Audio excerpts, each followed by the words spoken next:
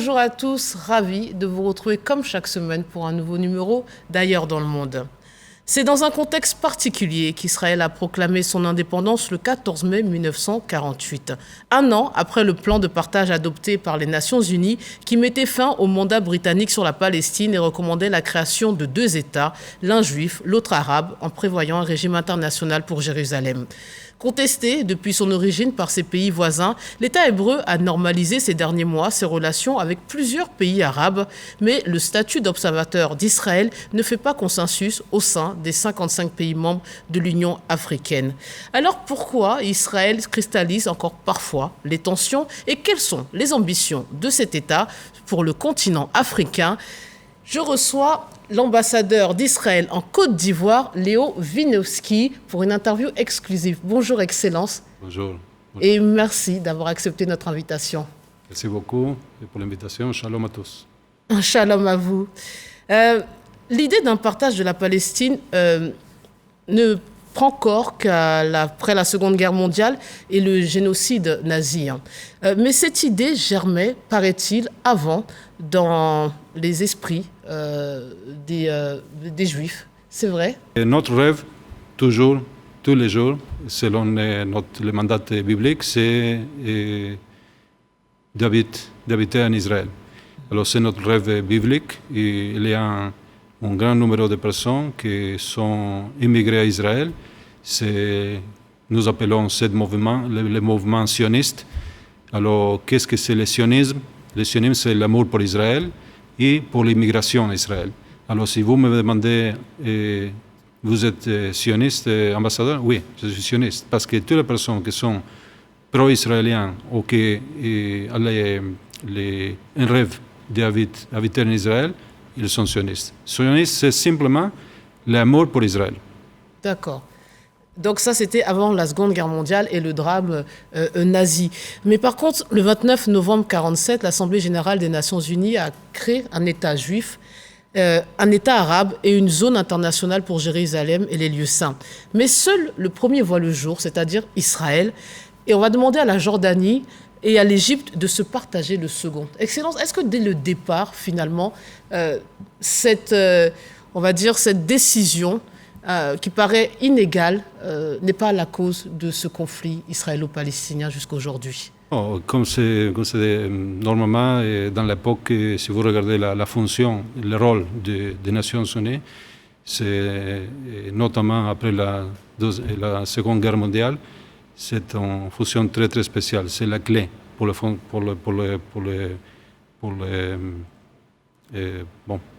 convivence, oui, entre tous les pays. Alors nous respectons cette décision, la résolution des Nations Unies, et malheureusement, les autres parties, oui, en cette discussion, a rejeté cette résolution. Mais oui, je crois que si les deux côtés, les deux parties, depuis la résolution, accepté la résolution des Nations Unies, probablement aujourd'hui, nous pouvons parler de convivence en paix, oui, de convivence avec le respect réciproque.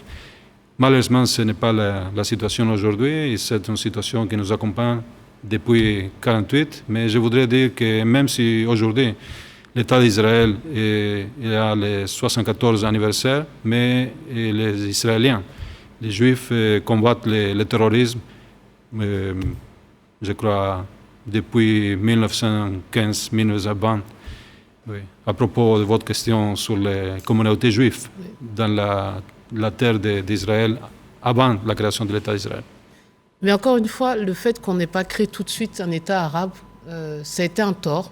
Oui, c'était le plan. Le plan était qu'il y a deux États. L'État arabe palestinien et l'État juif israélien.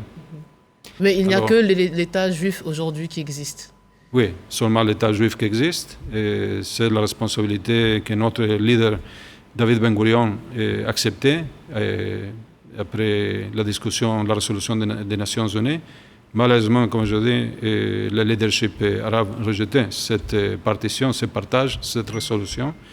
Et tout le reste, c'est histoire. Oui.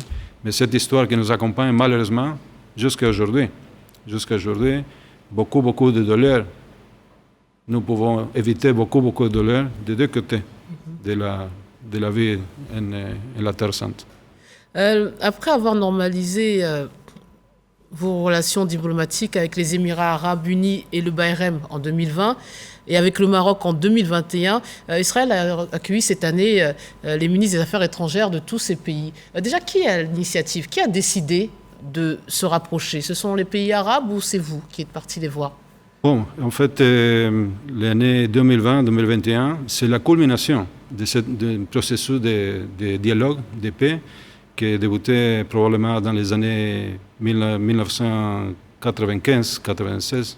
Oui, ce n'est pas automatique. C'est un processus. Donc ça faisait déjà plus de 10 ans que vous essayez de discuter. Exactement. Et ce n'est pas par hasard. C'est même à propos des Jeux nationaux d'Israël aujourd'hui, c'est même dans notre déclaration d'indépendance, dans l'époque 1948. Notre rêve, c'est la paix. Oui. Avec qui? Avec les pays arabes de la région. Et ce rêve s'est réalisé, s'est concrétisé, comme vous venez de mentionner, dans l'époque de 2020-2021, avec les Émirats, Bahreïn, le Maroc, et je crois que prochainement avec d'autres pays du monde arabe. Bon, vous pouvez nous le dire? Ça a l'air compliqué avec l'Arabie Saoudite. Je recommanderais... Bon, c'est la magie de la diplomatie, je crois. Nous sommes ici pour faire la paix. Oui. Nous sommes ici pour faire le développement. Nous sommes ici pour le travail. C'est mon travail, jour. Chaque jour. Vous espérez ici. Oui, j'espère. Que d'autres pays arabes vont vous reconnaître déjà, reconnaître le pays et reconnaître vos droits. Oui, la réalité ici, la réalité dans le Moyen-Orient, la réalité dans le monde arabe, c'est la même réalité. Qu'est-ce que nous voulons? Nous voulons vivre en paix, vivre avec un bon travail, avec une bonne éducation. C'est possible. Et pourquoi je sais que c'est possible? Parce que nous assignons aussi l'accord de la paix avec l'Égypte, avec la Jordanie, le royaume de Jordan, avec Bahreïn, avec les Émirats, avec le Maroc. Oui. C'est la magie de la paix. C'est la magie des rêves de la paix. C'est un rêve que ce n'est pas seulement un rêve israélien. Je crois que c'est un rêve arabe aussi. C'est un rêve palestinien aussi. C'est un rêve de la Côte d'Ivoire aussi. Ce n'est pas meramente un mot comme le président Houphouët-Boigny a dit. Oui, la paix, ce n'est pas un mot. Oui. C'est vraiment un comportement. Et oui. Et justement, ces accords, ils sont de quelle nature? C'est économique? C'est quoi l'objectif de ces accords, de ce rapprochement? C'est pour faire du business? Bon, oui. C'est vrai que dans la coopération avec les pays qui signent les accords de la paix, les accords d'Abraham, oui, il y a une grande importance pour le commerce, l'économie, les relations économiques. Aujourd'hui, c'est un grand plaisir de voir les ambassadeurs du Maroc, de Bahreïn, des Émirats à Israël et réciproquement à ce pays. Et voir la délégation d'affaires, les vols directs de tous les pays. Oui, c'est le rêve. C'est le rêve pour nous, comme diplomates, comme citoyens de l'État d'Israël. C'est un rêve de voir les ministres des Affaires étrangères tous ensemble dans le sud du pays la dernière semaine, avec le secrétaire d'État des Affaires étrangères des États-Unis aussi. Et en fait, chaque fois que nous assignons un accord de la paix avec les États arabes, même si c'est l'Égypte, la Jordanie, même si c'est Bahreïn, Émirats et Maroc, c'est les États-Unis. Qui sont toujours derrière. Ils sont toujours derrière pour la paix, pour le développement. C'est les États-Unis, Israël et le monde arabe. D'accord. Mais justement, ce qui est étonnant avec les pays arabes, c'est que, au fond, le plus grand drame que le peuple juif a vécu, ça s'est fait en Europe, en Occident, par des pays qu'on appelle judéo-chrétiens, donc de confession, on va dire, chrétien-catholique. Mais aujourd'hui, à chaque fois qu'on nous parle d'Israël, on nous parle du conflit avec le monde musulman, avec les pays arabes. Comment on a pu transférer ce problème qui, à la base, se trouve de l'autre côté de la Méditerranée, on en a fait un problème arabe et musulman? Je crois que ce n'est pas un conflit avec les musulmans, avec la foi de l'islam. Moi-même, j'ai beaucoup des amis musulmans ici en Côte d'Ivoire, Togo, Bénin, Burkina Faso. C'est un geste très bel d'envoyer le message pour Ramadan. Si vous regardez dans les rues d'Abidjan, les salutations de Ramadan de côté de notre ambassade, Et alors je crois que le problème, c'est le problème, et ce n'est pas seulement un problème pour Israël, c'est le problème du terrorisme radical. Et les extrémistes sont une menace pour tout le monde entier, même pour cette région, même pour Israël. Et alors je crois que ce n'est pas, il ne s'agit pas d'un conflit avec l'islam, not at all. Et je crois que le futur de relations avec le monde islamique, le monde musulman, est très, très prometteur, oui, et très belle, je crois. Et le résultat de cette fois, c'est la création des accords de paix, les accords d'Abraham. Nous avons beaucoup de bonnes coopérations avec beaucoup de pays arabes. Oui, musulmans. Oui, toujours, nous avons visité des pays arabes dans Israël. D'accord. Oui, même si c'est dans le domaine de la santé, de la coopération agricole, de la coopération de sécurité, même, oui. Alors, accordé en juillet 2021 par Moussa Matma Faki, donc, qui est le président de la Commission de l'Union africaine, le statut d'observateur d'Israël ne fait pas consensus au sein des 55 pays membres. Déjà, pourquoi Israël souhaite réintégrer l'Union africaine alors que vous êtes parti il y a 20 ans? Pourquoi vouloir revenir?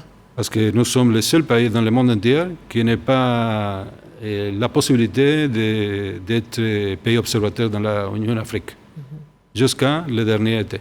Oui. Alors je voudrais féliciter et remercier le gouvernement de la Côte d'Ivoire, même Moussa Faki, pour le leadership, pour donner à Israël l'opportunité d'être un pays comme tous les pays. Ce n'est pas possible que le seul pays dans le monde entier qui n'ait le statut de pays observateur, c'est qui? C'est Israël. Et je voudrais rappeler à nos amis dans les RTI qui regardent aujourd'hui, ce moment, que Israël et ici Afrique, ils travaillent ensemble avec les pays africains depuis les années 50. Oui. Même après la création de l'État d'Israël, nous sommes ici, avec un message d'amitié, de travail ensemble, dans l'époque de Houphouët-Boigny, oui, mais aussi dans les autres pays du continent africain. Alors pourquoi pas? Pourquoi pas nous pouvons... En fait, beaucoup, encore une fois, une grande majorité des pays africains sont favorables au dialogue avec l'État hébreu. Plusieurs poids lourds, par contre, diplomatiques et économiques du continent refusent de dialoguer avec Israël au nom des atteintes aux droits de l'homme perpétrées dans les territoires palestiniens. C'est ce que pense l'Algérie, l'Afrique du Sud. Ils sont nombreux. Quelle est votre réaction face à leurs propos? D'abord, je voudrais demander si vous savez quelle est la situation des droits de l'homme en ce pays que vous avez mentionné. Vous savez la Palestine? Non. De l'Algérie, d'autres pays. Ah, les droits de l'homme en Algérie, en Afrique du Sud. Le conflit avec les Palestiniens, c'est notre conflit. Oui.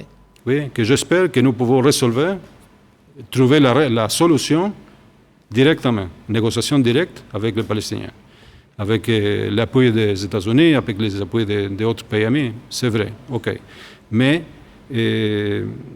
ce n'est pas possible, c'est aussi un peu d'antisémitisme.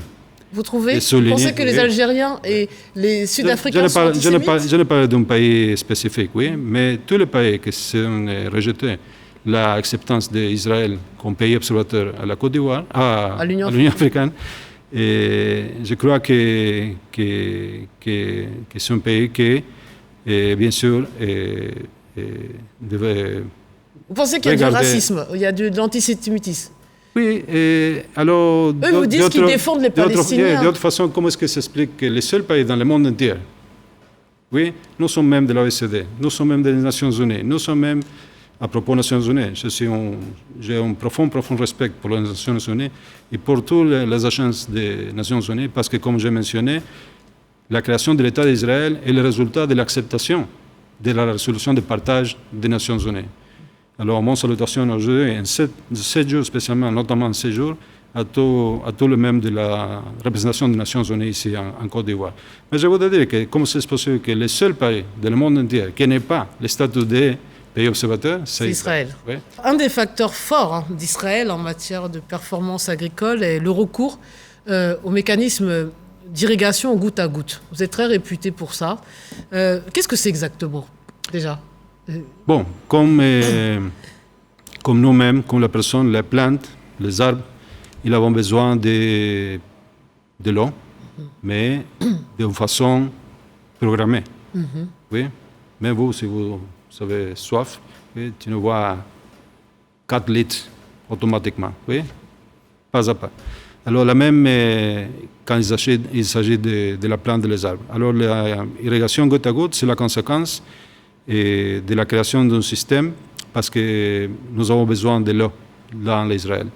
Alors, dans le début des années 60, les ingénieurs d'une entreprise israélienne pensaient comment est-ce qu'on pouvait trouver la solution à la désertification.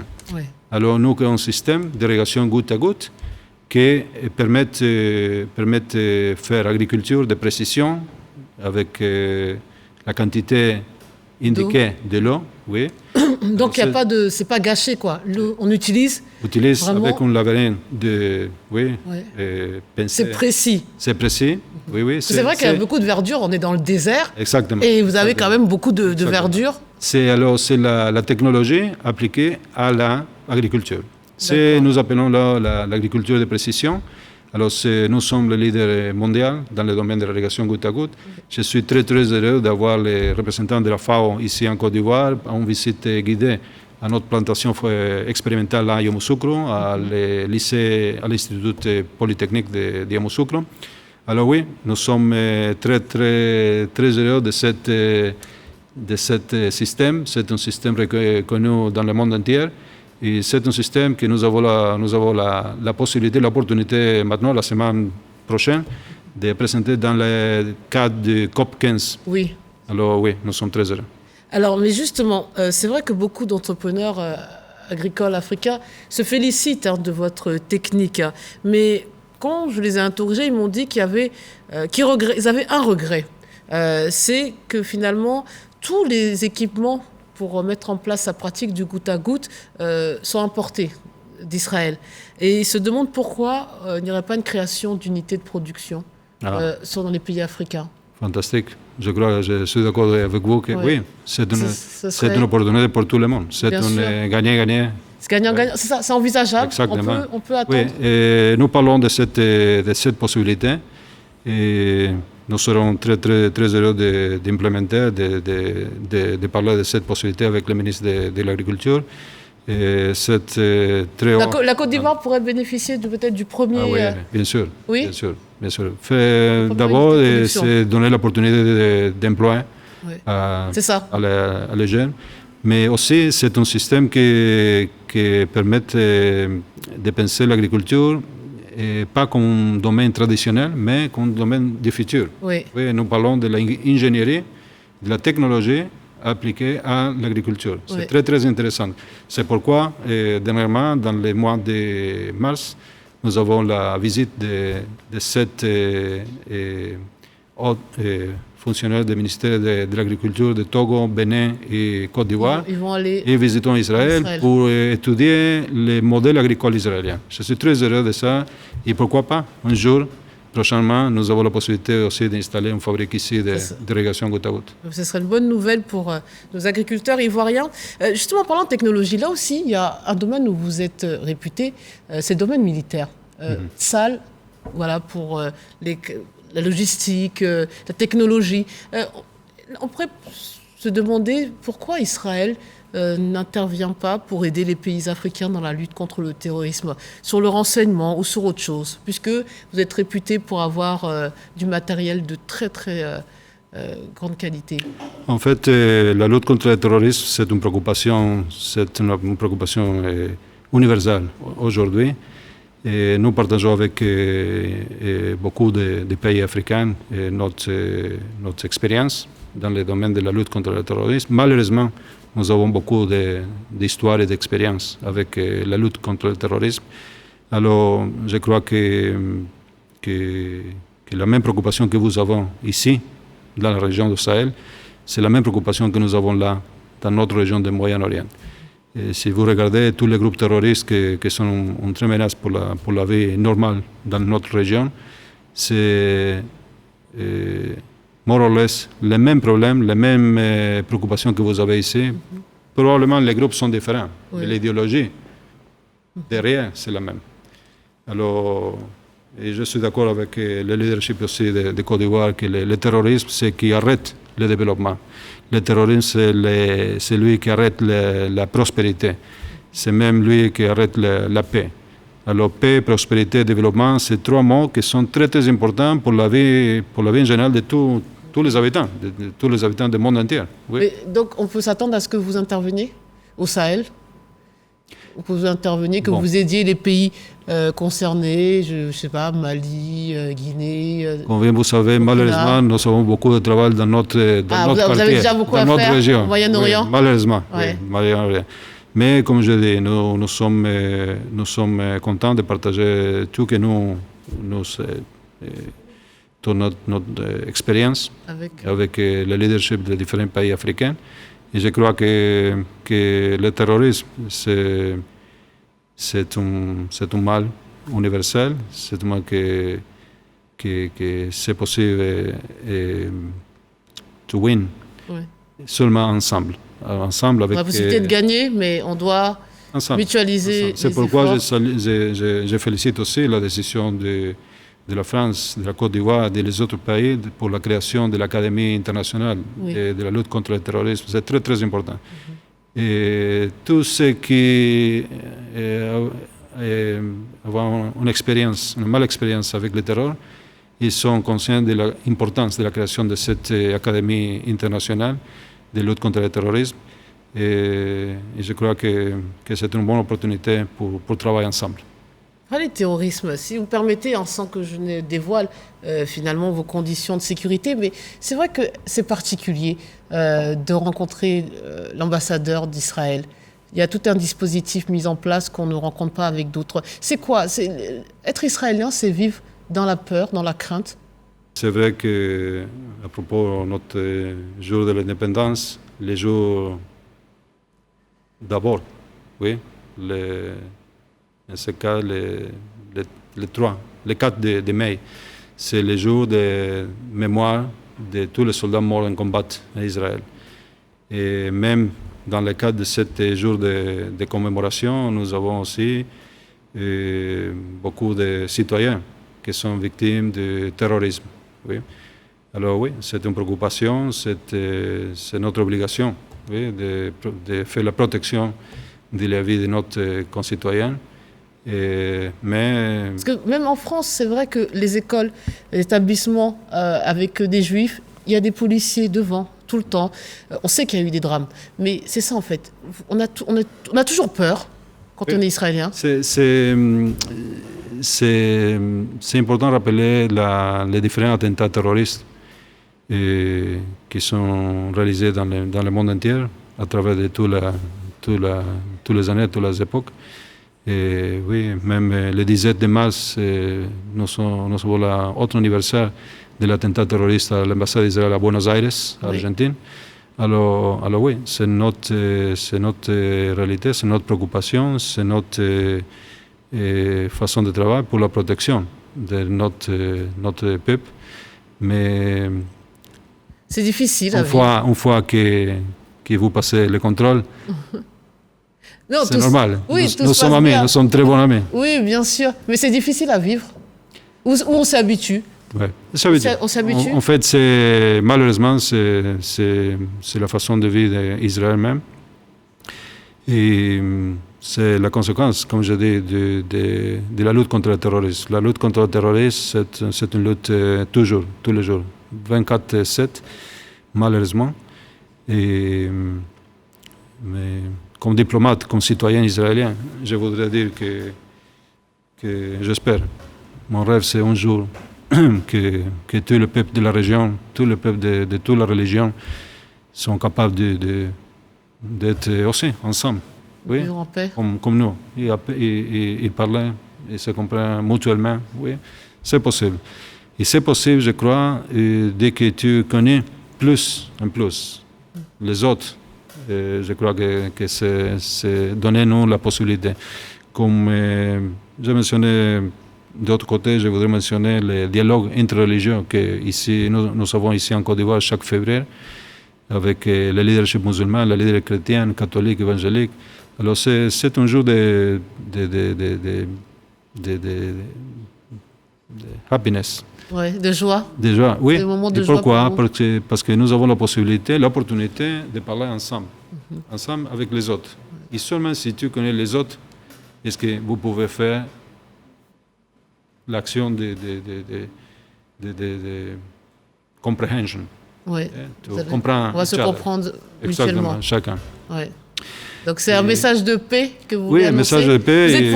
Vous êtes pour un deuxième État palestinien Ah oui, bien à sûr. côté de l'État Bien sûr. israélien. Bien sûr. C'est la seule solution finalement. Je crois que, comme je dis, c'est la solution de la négociation directe. Ouais. Oui, malheureusement, dans l'époque de 48, le leadership israélien juif, c'est le seul qui a accepté la résolution de partage des nations. Mais dernier mot, et on arrête là. Quand même, il y a aussi un petit problème avec les résolutions. Israël est un des rares États à ne pas respecter toutes les résolutions prises des Nations Unies sans conséquence. Pourquoi?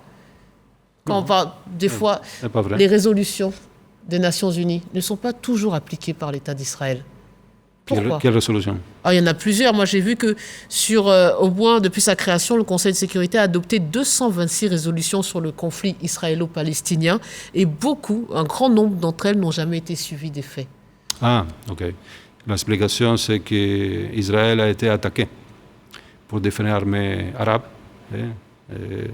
dans toutes les époques, 56, 67, 70, 73, etc., etc. Alors nous avons l'obligation de faire la défense de notre pays. Oui. Et je crois, comme je dis, que la négociation, la solution, c'est à travers des négociations directes avec les voisins. Et c'est le cas du Royaume de Jordan, c'est le cas de l'Égypte, c'est le cas de, peut-être, pourquoi pas, des Palestiniens aussi. Oui, je crois fermement, je crois comme la majorité de la situation israélienne, des citoyens israéliens, qu'un jour nous avons la paix avec les Palestiniens. Les Palestiniens qui, by the way, nous avons beaucoup de coopération aussi dans le niveau citoyen, beaucoup de Palestiniens qui entrent toujours pour travailler à Israël, et beaucoup de Palestiniens qui ont les soins de santé à Israël.